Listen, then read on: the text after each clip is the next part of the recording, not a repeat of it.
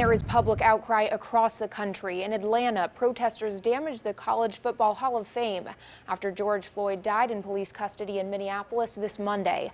After the windows were broken, some proceeded to loot items from inside the building before cops arrived to the scene. You can see here in this video, it appears a gift shop was broken into. Protesters also damaged the CNN Center in Atlanta. The protest began with a peaceful march, but after the designated time for the rally, some demonstrators remained in the area, breaking windows and spray painting messages on the building of the news organization. Police officers went inside the CNN Center as protesters threw objects inside through one of the main entrances. Several police cars were vandalized, including one that is severely burned. Glass could be heard shattering as protesters continued to throw items, including a firecracker that exploded inside the building.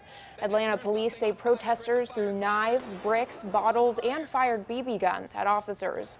3 officers were hurt and multiple arrests have been made. Also breaking overnight, Georgia Governor Brian Kemp issued a state of emergency in Fulton County, Georgia, deploying more than 500 Georgia National Guard members to, quote, protect people and property in Atlanta. In a tweet, Governor Kemp says they will deploy immediately to help law enforcement who are working to restore peace in the area. New this morning, Atlanta Mayor Keisha Lance Bottoms denounced the violence throughout the city Friday evening. Bottoms says the violent demonstrations go against the legacy of peaceful protests that began with the civil rights movement. So what I see happening on the streets of Atlanta is not Atlanta. This is not a protest.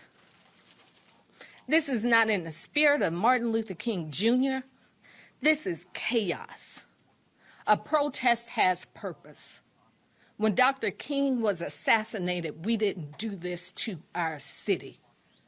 You are disgracing our city. You are disgracing the life of George Floyd and every other person who has been killed in this country. We are better than this. We're better than this as a city. We are better than this as a country. Bottoms says she's concerned for her own children after the violent protests in the city. After marching peacefully through the streets of Oakland, California earlier Friday evening, a group of protesters took their demonstration against the death of George Floyd onto the interstate, shutting down the freeway in both directions. After marching by nearby Oakland Police Department headquarters, the protesters made their way onto the freeway from an on-ramp. Chopper video here above the scene shows protesters spreading out onto the freeway. This was just before 9 o'clock last night, with heavy law enforcement presence on both sides of the roadway. Police confirmed multiple officers were injured by thrown objects. Happening today in Birmingham, the community is expected to gather again to celebrate the life of George Floyd. This comes after many gathered to hold a prayer vigil in his honor. Local organizations 100 Black Men of Birmingham and White Birmingham for Black Lives came together at Kelly Ingram Park yesterday. The groups honored and remembered the life of not only George Floyd, but others who died in officer-related incidents. Chris Anderson, a member of 100 Black Men of Birmingham and former Birmingham police detective, is calling for change. To start. What happened to this man is entirely wrong, and he needs justice. This is only the beginning.